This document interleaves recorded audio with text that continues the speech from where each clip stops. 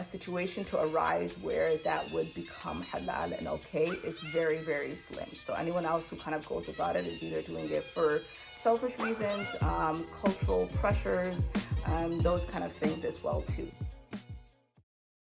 Hey guys, and welcome back to my channel. If this is your first time here, welcome to my channel. I'm Heba, and if you are not subscribed already, make sure to hit the subscribe button and give this video a thumbs up. I post a lot more on Instagram, so follow me there, and then also on TikTok as well. I'll link both of those below. And this is just going to be another girl talk video. I haven't filmed one since I think during the beginning of COVID or something like that. So it's been a long time, and I really want to get back into it and make it more of a regular thing on my channel as well. And if you follow me on Instagram already, you know that I asked you guys on there to submit questions, and I wanted to go through them and just kind of cover these topics. And then I'm going to save the best one that I think for last, or the juiciest or most controversial, whatever it is. So I'm excited to get to there, but I love all the questions that you guys submitted, and I can't wait to do more of these. So let's get into them. Kind of started off this girl chat video originally just as a way to sit down and talk with you guys, kind of do that old YouTube style where you're kind of sitting there and talking to a camera and so on. But each girl chat, I want to have a different kind of theme that goes around it. This one's kind of in the premise of marriage and relationships and things like that. I definitely want to cover other topics as well too, but this one I thought would work great because we just had our 5-year anniversary, and so I want to kind of cover that and share my opinions on different topics with you guys. So into this first question. So someone asked, how do you handle pressure to be a present mom and career ambition? So essentially, how do I handle having a career and then also working at home or being a mom at home, etc. So for me, if you guys follow me on Instagram, you know that I worked as an interior designer, and so I was working from home for a while. Before that, I did property management, and I've worked in administrative assistant, all these different things too. But interior design is what I went to school for. So I was starting to work from home, and at first it was a really good balance. I was able to work and things like that, take Adam to my mom, which thankfully she lives close by me, etc. But after a while, it just kind of became super draining. I feel like that balance was not there for me. And so after a while, I was like, I don't think this is going to work out for me. I don't think it's good for me. And some people really like the idea of working from home, but I feel like the balance was just overwhelming. And that 9 to 5, Monday through Friday. So you do have your weekend, but everything else was kind of falling behind.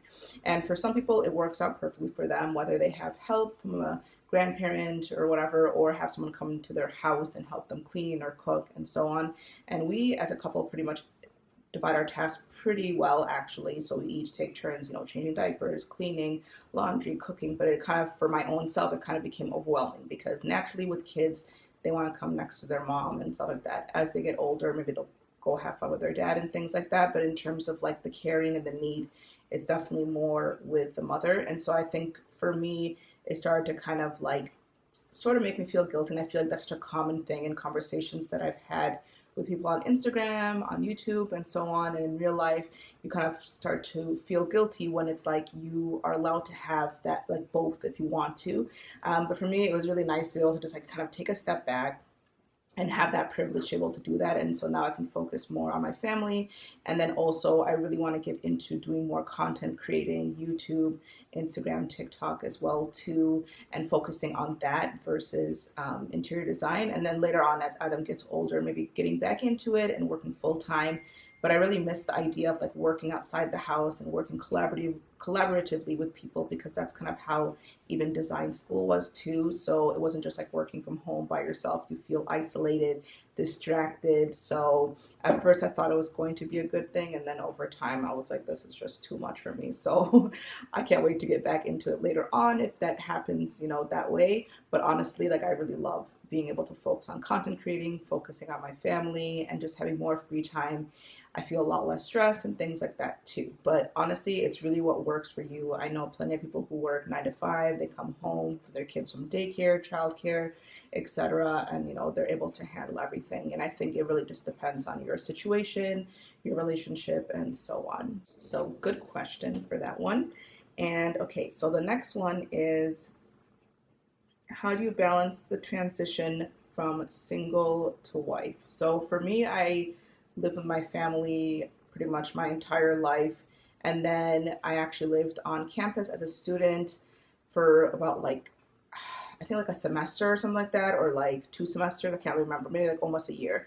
And it was just a way for me to focus more on my schools and my studies. So that was the only time I ever lived like completely alone. I had a studio on campus, and it like really kept me on track with school because it was my last like year before finishing off. I had like a year and a half.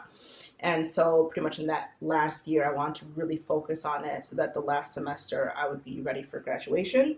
And that's like the only time that I ever lived alone. After that, I moved in with my friend when I worked in a different city, and then I got married after that. So everything kind of like was like, right after one another. So it happened pretty quickly. I think that the biggest transition for me, um, it's definitely you're used to doing things by yourself. I think it's like you kind of are on your own schedule, so I can leave the house at this time, come back at this time, and you don't really have much of a schedule. But when you are married, you have kids, and you have all those responsibilities. You have to make sure, like let them know where you're going, coming back at a certain time. You have your responsibilities in the house, and so balancing that with the things that you love as well too. If you want to go out with your friends or whatever it is, the movies and those kind of things, but making sure that you value your family as well too. So that balance, and then also coming up with something to eat all the time. I think that for me, that was the biggest thing because I'm so used to like grabbing food to go. I feel like that's just really in the culture in America. Everyone's go, go, go. So on campus, you'd go grab a bite to eat. When I'm studying, go grab a snack, order in,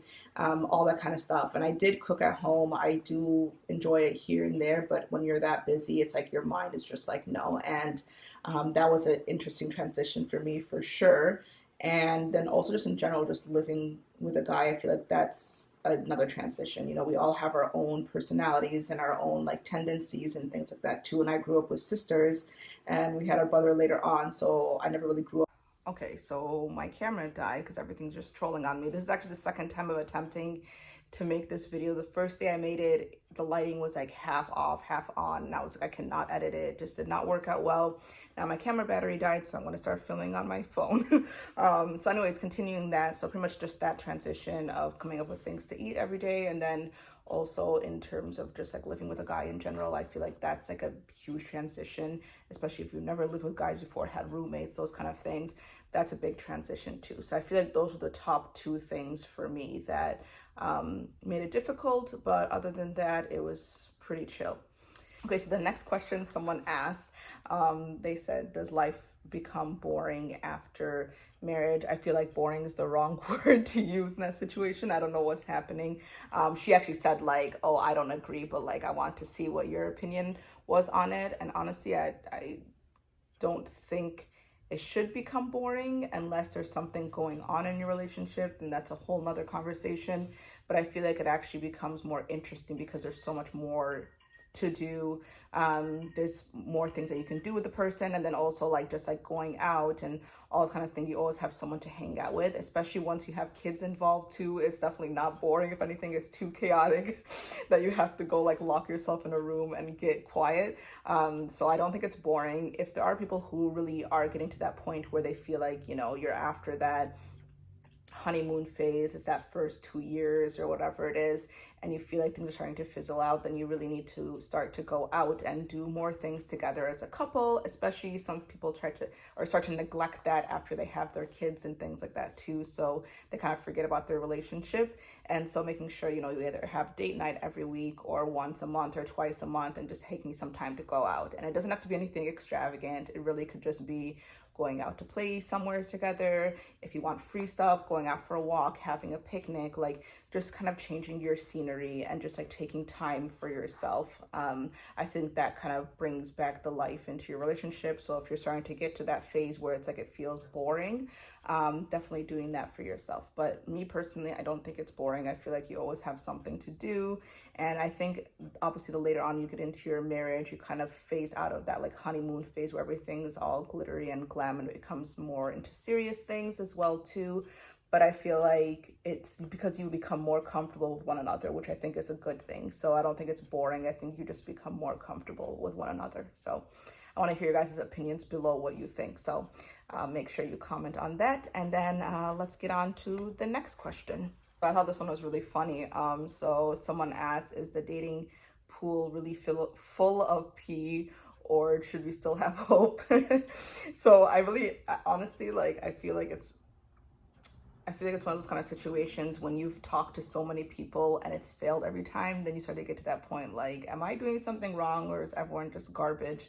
And I feel like especially when you start to go through like the apps and even in person as well too, you start to kind of realize that some people really are not taking it seriously. And so I feel like a huge thing is sticking to your values and not compromising as well. Because I've talked to people who are just really, no, they're not it. Essentially, they're not in it for marriage, they're not in it for something serious, they're just trying to play around. And so if that's not what you're looking for, then don't go in that route and don't compromise it. And just because you're interested in the person or you like them, don't compromise your values as well too. I feel like that's a huge thing. Another thing is in terms of, like, does it seem like there's like nobody out there? I think that there's a lot of people out there, but it's really trying to have those conversations from the start. So let's say like on an app or whatever, like, as if you guys have watched my previous video with my husband in terms of how we met on the Salams app, we kind of discussed that too, where we actually legitimately met that way, and are there people on there that are serious and people who are not. And obviously that's how it is in real life on apps, etc. Sometimes people get scared of the apps and they think like, oh, everyone on there is going to be crazy, and it's not true. Just like in real life, there's people who are good and there's people who are not that great either, and everyone has their own intentions of what they want as well too. And I don't know if the Salams app specifically changed their name from Minder to Salams to kind of uphold a better standard and they don't want to be associated with Tinder, or there's some other reason. I'm not really sure, but I honestly do prefer that they change it to Salams app. It was actually a good idea on their part in terms of marketing as well too. So it's kind of like you're meeting someone to love and to be with in the long term, not just some like hookup or whatever. And even with Tinder too, it's interesting that, you know, I've had friends and stuff that have used it and people have met their significant others and things like that too. Obviously as a Muslim, it's a little bit different, but you can really meet people anywhere. So it's wherever it happens. So I don't think that people are all that terrible. I think it's just kind of more about like, once you come across so many people who have like disappointed you, so many people who are just like not serious about it and so on, it starts to become frustrating and you're like, should I give up or not? But don't give up. There will be someone out there, and there's people who I communicated with and it just didn't work out for the both of us, but they were still serious about the idea of marriage. And I think that that's really important to know, that even if it doesn't work out with someone, doesn't mean that they're a bad person or something's wrong with you.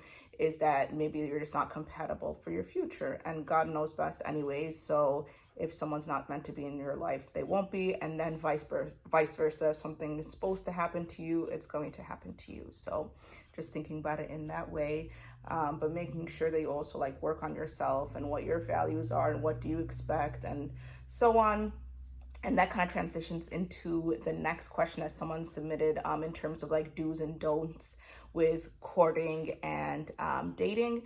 And kind of courting, if you're not familiar with that word, is essentially like dating, but dating is kind of more like open and you kind of have like, there really isn't necessarily any boundaries around it. Courting is kind of more people take in a sense of being more serious about being married, being committed to that person and so on. And it's a little bit more about the like mental attraction and conversations versus more like the physical attraction and those kind of more intimate stuff as well too. So I think Muslims kind of look at it in that way. It is technically dating because you're still kind of getting to know a person and things like that too, but with the ultimate goal of getting married. So kind of like people look at it as an old school style, but I think it's kind of nice because you're not wasting your time with people. You're not dealing with all the heartbreak and whatever, because you see people get into these like 5-year, 6-year relationships and this is your boyfriend, this is your girlfriend, and then it doesn't work out in the end. And I'm like, what was your end goal? You know? And it's like, you guys were together for so long, like what the heck happened? And obviously some people just don't work out together, just like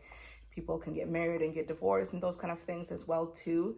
But I feel like when you have that initial intention that you wanted to work towards something positive, I feel like that makes a huge difference. So I feel like the do's and don'ts, coming back to your values and upholding those and not compromising on that stuff that you actually care about. And I'm not talking about like, oh, you can't like have these discussions and compromise on like, oh, where should we live? But some people don't have any, like, they're like, I'll live anywhere in the world or whatever, they don't care. But other people are like, no, I have to live in a place that's close by my family. Other people are like, I have to live in a place that's warm, in a place that's like has all seasons. And those kind of things make a difference. Like, it's nice to know if your significant other likes the color green, okay, that's cool, but I feel like it's like the serious conversations, and that's kind of what you should focus on when you're meeting someone for marriage. If you're just trying to play around, then I guess you really will not have those kind of conversations. But if it's someone that you're really interested in, you should really discuss that medical history, who their friends are, their family, what their values are, do they want to have kids, like all these kind of things. I feel like are do's and things that you should have in your conversation, and it shouldn't be uncomfortable. If the other person's uncomfortable, then they probably aren't ready for a serious relationship anyways. But discussing those things, discussing with their siblings, their family members, and so on, I think that's like the most important thing, to really get to know them as a well-rounded person. And making sure that they meet your family early on, sooner than later. Unless you really are getting red flags, then you should just run anyways and not waste your time.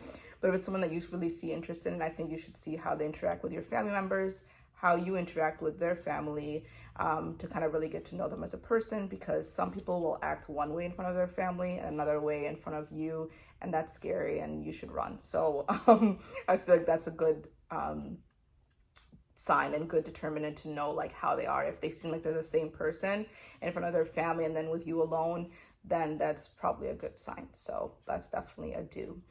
And I think we are getting to our last question, our juicy question that I said that I wanted to discuss.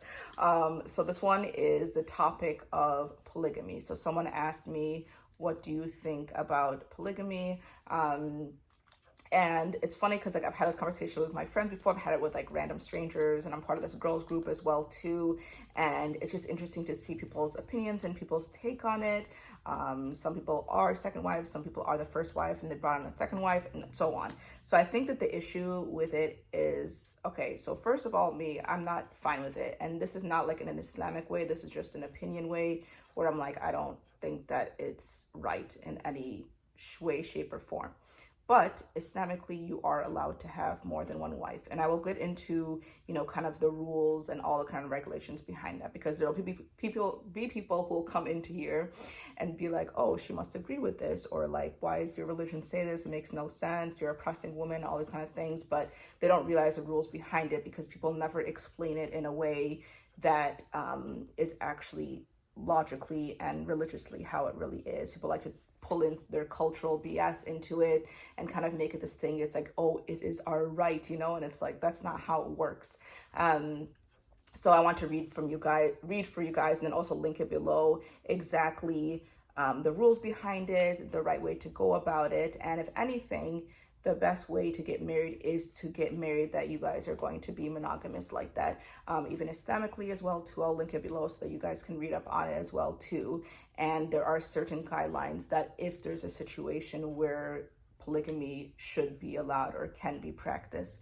And one of them, the biggest one, is if why was something that kind of came to be. So people always want to associate it with Islam, first of all, when polygamy was something that was practiced even way before Islam as well too. But what Islam did was that it brought rules onto polygamy. So it wasn't like, okay, you have more than one wife, because there's some people who after a while converge to the religion, or they still want to practice it because culturally it was there before Islam. So they're like, okay, we can have guidelines. So pretty much the way that Islam came to be.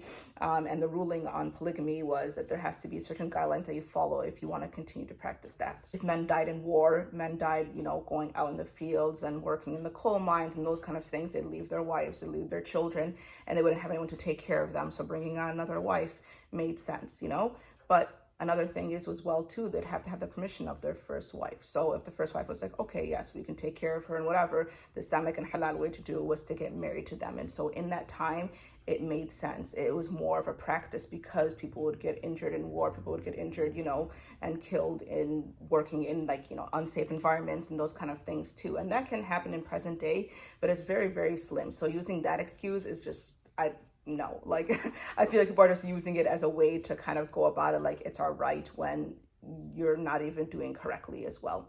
And another thing as well too is that you have to be able to give them the same standard of living as well too. So if you're buying your first wife a house, and the second one better have a house too, and car and whatever, and all these kind of things. They're kids, you have to be able to take care of them. And so even in, I'll quote it below so I'm not saying it wrong, whether it's hadith or from the Quran as well. Essentially, if you can't uphold these standards, you should only stick to monogamy. Essentially, that's pretty much what if I want to kind of loosely translate it that way, it's in Arabic as well too, that if you can't uphold those standards, just stick to monogamy and play it safe. And I feel like in modern day, that is how 99.9% of people should go about the idea of marriage. Like, don't go into it thinking like, oh yeah, I can have four. People who like convert to the religion. I remember a while ago, some guy, I think it was in my Sunday school or something, like he had converted and he was talking about that, and he's like, I think that's so cool. And I'm like, bro, like, first of all, you're like 12. Second, not actually, he was like probably like 15, 16. But second, it's like, that should not be your goal in life. Your goal in life should to find someone that completes your other half, and you have children and all those kind of things. Like, a situation to arise where that would become halal and okay is very, very slim. So anyone else who kind of goes about it is either doing it for selfish reasons, cultural pressures, those kind of things as well too. So there's a lot of different reasons of why people try to justify it, but ultimately I would say 99.9% of people are not going about it the right way with the right intentions. So that's my opinion on it. And I'm like, no, thank you. I'm good. And I think the biggest point to really stress to people is that you have to have the permission of your first wife. That's like the importance behind the nikah and writing a contract, and the Islamic contract, and then also like the state or government contract as well too. You have to have both. You can't just go about it and do whatever you want. Yeah. So anyone tries to push you into that, tell them no. It's not. Someone tries to argue with you in terms of your religion and saying, oh, well, Islam said this, Islam polygamy existed way before Islam. If anything, Islam put rules on it so that there was guidelines to abide by, which made it more difficult to even be in a polygamous relationship because most people couldn't uphold that. So that was the juicy last question. And I really enjoyed all the questions, but that one just like really stuck out in my mind, and I really could go into like, I don't know, a conversation for an hour about it and things like that too, because that's something that people always love bringing up. Even when I just read random YouTube comments, the video could not even be related to polygamy, and someone will bring up like, oh, well, in Islam it told you guys can have more than one wife and your wives are oppressed and women are, you know what I mean? Like, people will go onto that crazy tangent. So that was just a little explanation.